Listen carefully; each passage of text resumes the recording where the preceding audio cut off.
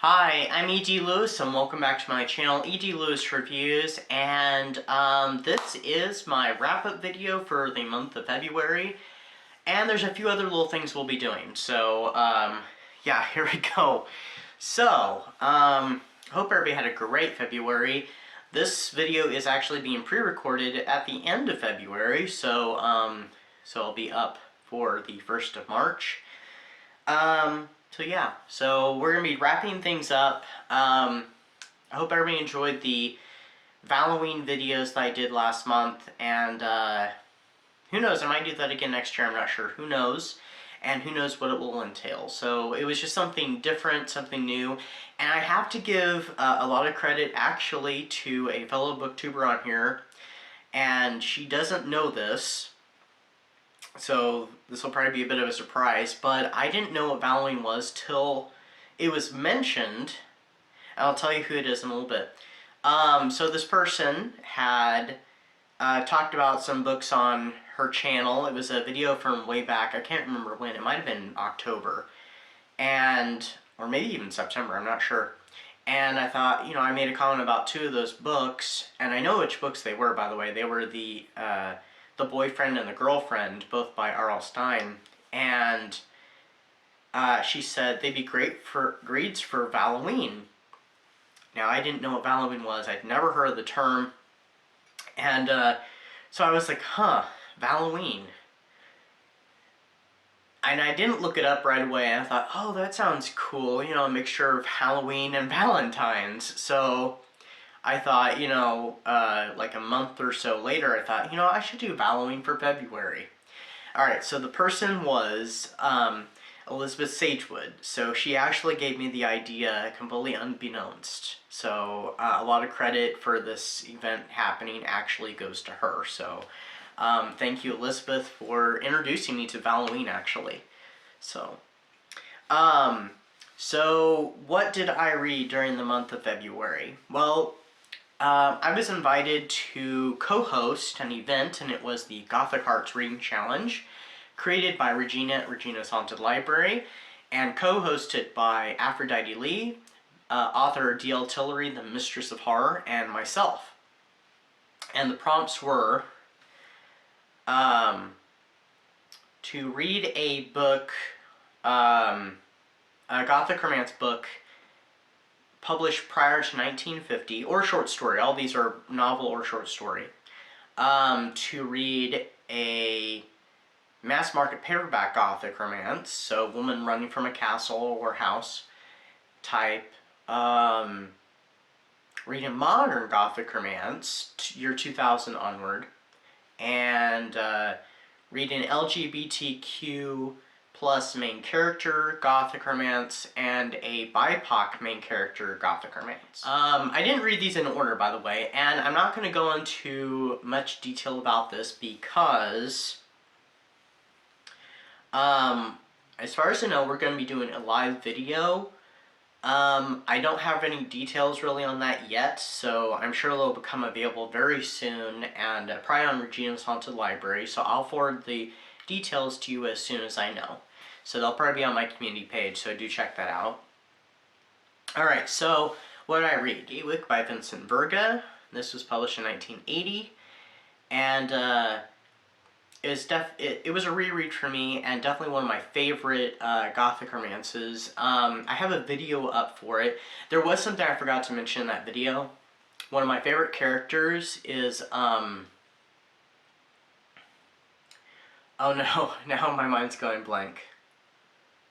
Oh, and I know this character as well as I know my own name. Okay, I'm having one of those moments, so I will pop his name up down here somewhere. But he's definitely one of my favorite characters. I forgot to mention that in my video. So if you want to watch the video, I'll have it linked down below. I gave that book 4 broken hearts. I forgot to also put the broken hearts in the video, by the way. Then I read, listened to Shadows Over Briarcliff. This was my girl running from a house type book, and it was published in 1986. It was originally a Harlequin Gothic romance, and it is by one of my favorite Gothic writers, Marilyn Ross. This one I gave 3 stars. It was not one of my favorites by him, for sure. I was actually kind of disappointed because I thought a lot of the ones I've read from him are from the 60s and early 70s.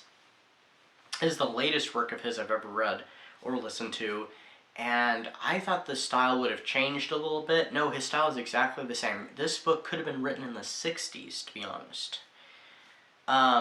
He did play with his formula a little bit, which sometimes he does break formula. In some of the Dark Shadows books, he definitely does for sure.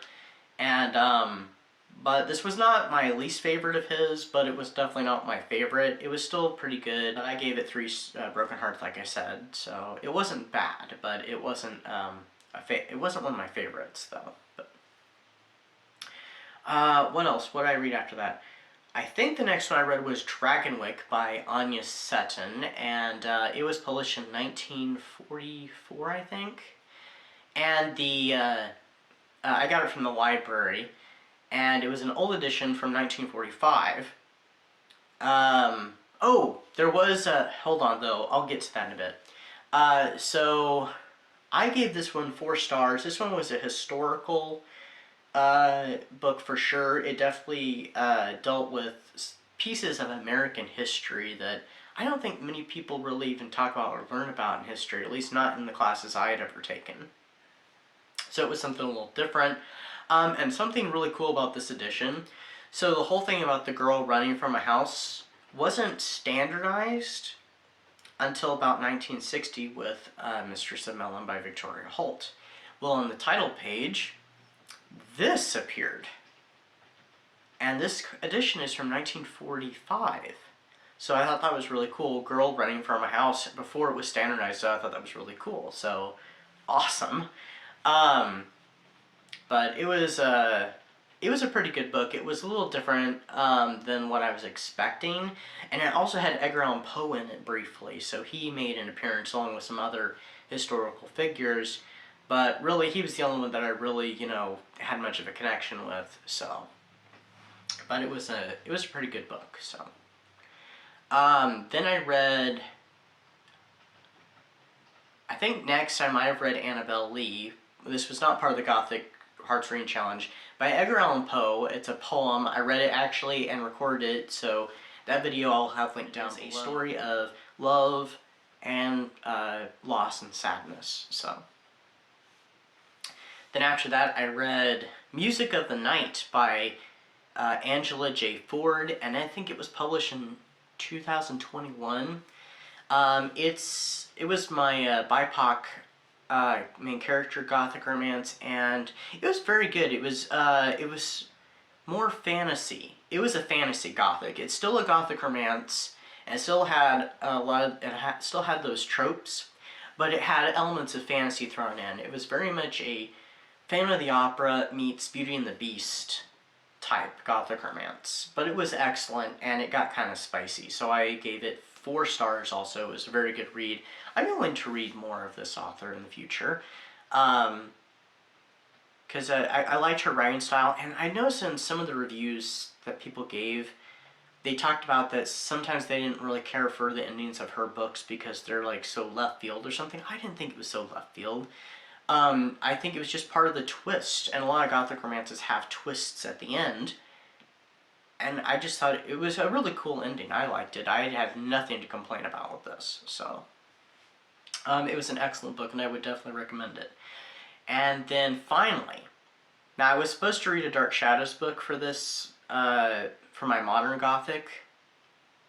I changed my mind.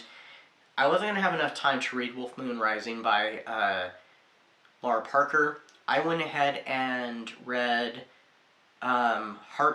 Julius, Heart of Iron, Pagan Brothers 1 by Laurie A. Page. Now, this is a short little novelette Gothic romance and paranormal Gothic romance because it has a vampire in it. I gave it 4 broken hearts.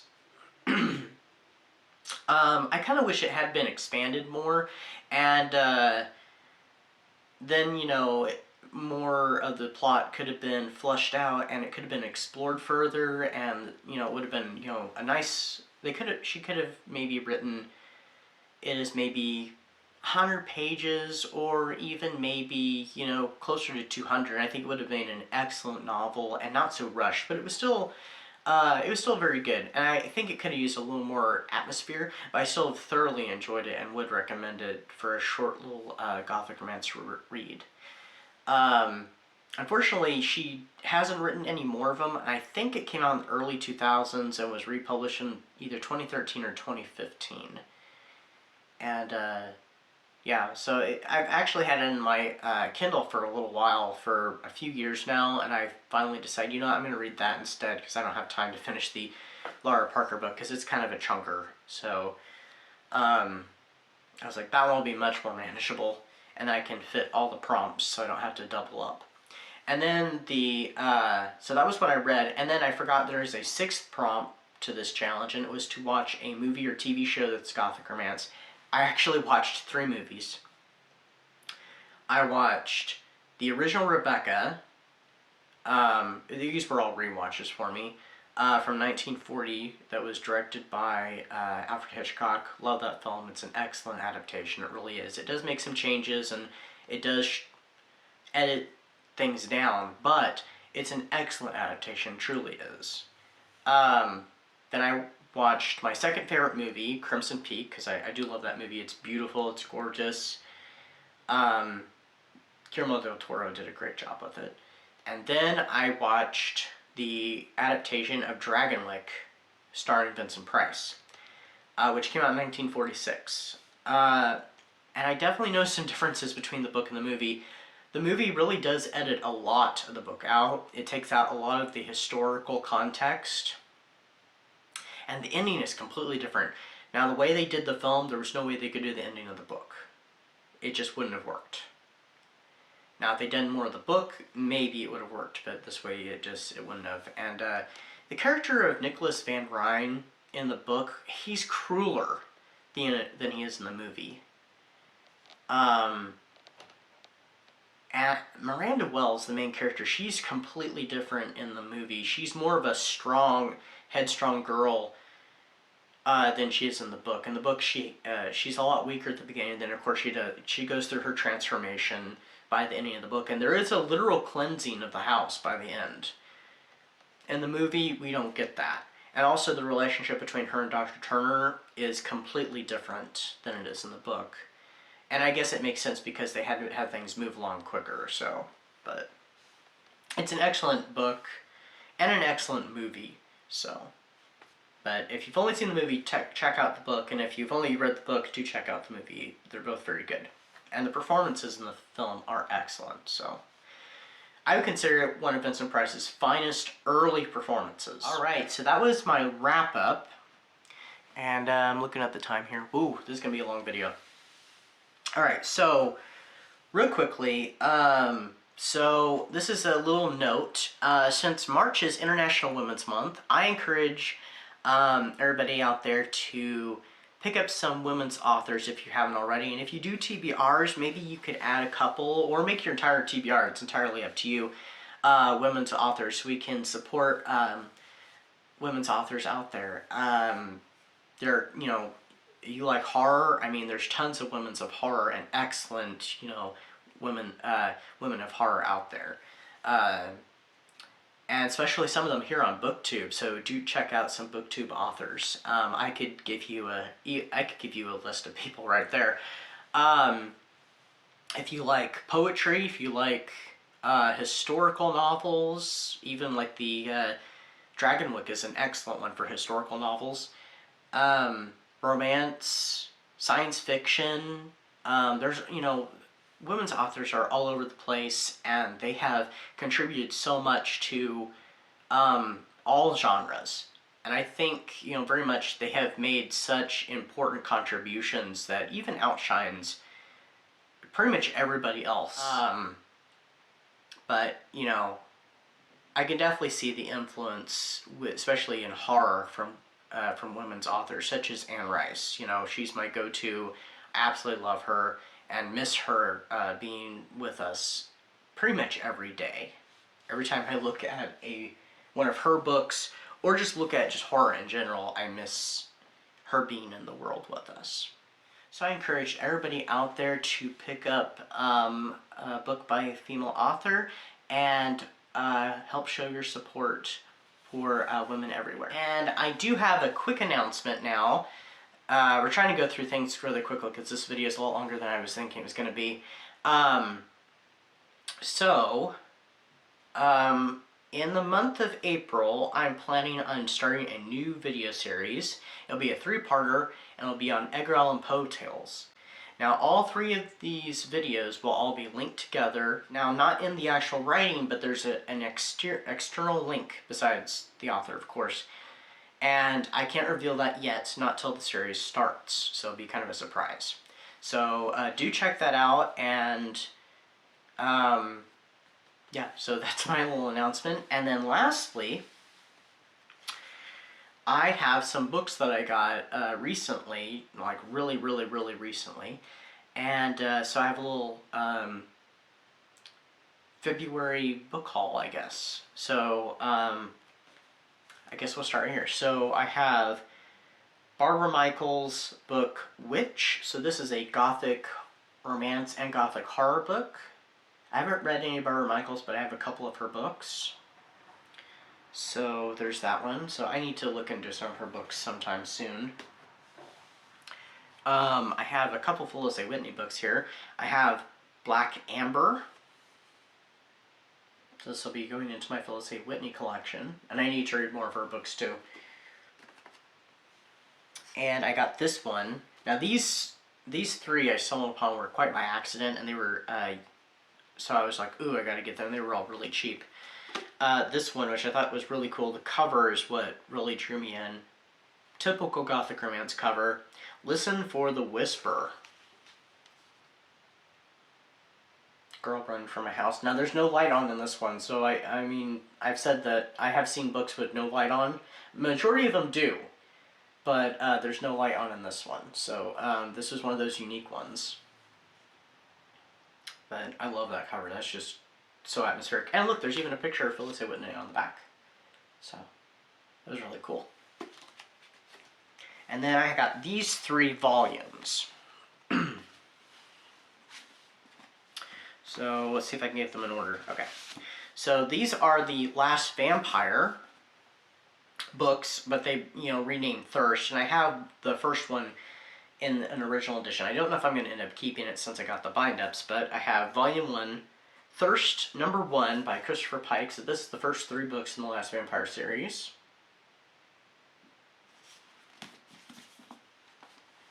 And then I got Volume 2, which is the other 3 books in the original series. Thirst Volume 2. And then I have Thirst Volume 3 here, which is actually the 7th book in the series. So it's completely independent, not a bind-up, so this is the 3rd book. Well, the 3rd volume, the 7th book, though, so. In the Last Vampire or Thirst series. So, that's my little book haul. And, yeah, so I've got some new videos coming up. Including a video that I had mentioned back in January. So, I think it was in my wrap-up video for December, so I have that coming up. I have some other little videos coming up, and I have some tag videos that I have had to put off until after Halloween. So it'll be a little bit of a catch-up month and some little surprises before we get to my series in April. So hope everybody had a great February, and hope everybody's going to have an awesome March. So stay safe, stay spooky, and I'll see you all very soon in the next video.